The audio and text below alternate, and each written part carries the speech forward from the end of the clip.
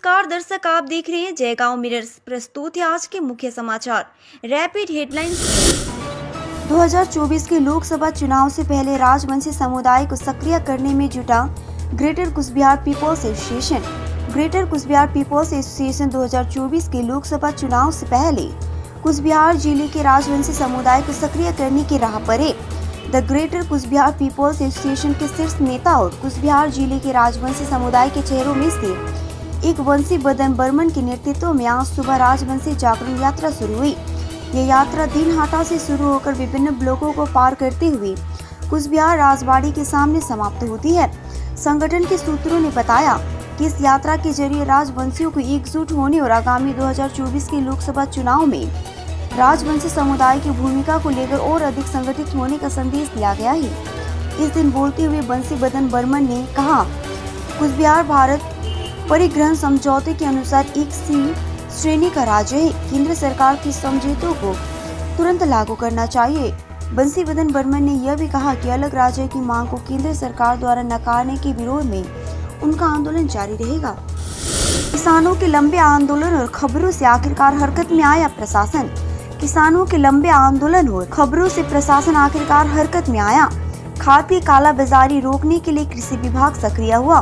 प्रखंड कृषि पदाधिकारी ने प्रत्येक उर्वरक की दुकान पर जाकर निरीक्षण किया। किसानों को उचित मूल्य पर खाद मिले, इसके लिए कृषि अधिकारियों ने व्यवस्था की है। उल्लेखनीय है कि ओल्ड मालदा ब्लॉक में आलू किसानों ने उर्वरक की कालाबाजारी को लेकर आवाज बुलंद की थी। आरोप था कि खाद निर्धारित मूल्य से 400 से 500 रुपये तक अधिक दाम पर खरीदा जा रहा है। इसको लेकर किसानों ने विरोध जताया। मीडिया में खबर प्रसारित की गई, तब जाकर प्रखंड कृषि पदाधिकारी ओल्ड मालदा ब्लॉक और महिष बथानी के भावुक किसानों ने उचित मूल्य मिल रहा है या नहीं, यह जांचने के लिए यह दोनों क्षेत्रों में विभिन्न उर्वरक दुकानों में गए। हालांकि किसानों की ओर से कहा गया कि लंबे आंदोलन के बाद आखिरकार प्रशासन किसानों के पक्ष में आ गया है और NPK 10.26.26 को टीके से अधिक कीमत पर खरीदा जा रहा है। हालांकि कृषि विभाग की कार्रवाई के कारण बेईमान उर्वरक व्यापारियों के एक वर्ग को अब सरकार द्वारा निर्धारित टीके 1470 की कीमत का भुगतान करने के लिए मजबूर किया जा रहा है। उधर रासायनिक खाद व्यवसायियों का कहना है कि जिस खाद की मांग की थी वो बाजार में उपलब्ध नहीं है और ऊंचे दाम पर बेचना पड़ रहा है। हालांकि अब NPK 10.26.26 उपलब्ध है। हम इसे उचित मूल्य पर किसान को बेच रहे हैं। सिलीगुड़ी नगर निगम क्षेत्र में कई विकास कार्यों में सहायता करेगा उत्तर बंगाल विकास विभाग। उत्तर बंगाल विकास विभाग सिलीगुड़ी नगर निगम क्षेत्र में कई विकास कार्यों में सहायता करेगा। मंगलवार को सिलीगुड़ी की मेयर गौतम देव ने उत्तर कन्या में उत्तर बंगाल विकास विभाग के मंत्री उदयन गुहा के साथ बैठक की। इस बैठक में मेयर ने शहर में कई विकास कार्यों को लेकर मंत्री के सामने प्रस्ताव रखा। मालूम हो कि उत्तर बंगाल विकास विभाग की ओर से करीब 20 करोड़ रुपए आवंटित किए जाएंगे, जिससे शहर में सड़क विकास समेत कई काम किए जाएंगे। वही वार्ड संख्या 34 में पुल का निर्माण कराया जाएगा। पता चला है कि पहले मेयर ने उत्तर बंगाल विकास मंत्री को धन आवंटन के लिए आवेदन दिया था और उसके अनुसार कुछ कार्य प्रस्तावित किए गए थे। उन सभी कार्यों पर आज फिर से चर्चा हुई।